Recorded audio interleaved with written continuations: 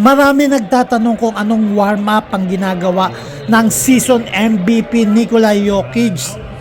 Paano siya nakakagawa ng 40 points bawat game? Let's go, tingnan mo ang warm-up niya.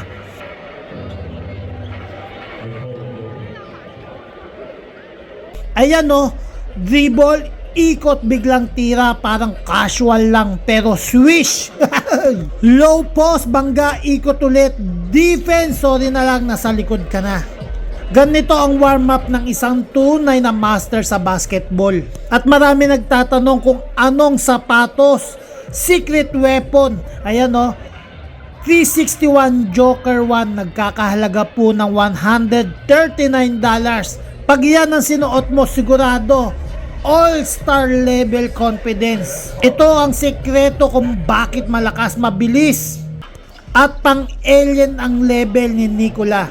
Gusto mo pa ng mga warm-up ng NBA star na pwede mong gayahin bago ka mag-start ng game mo?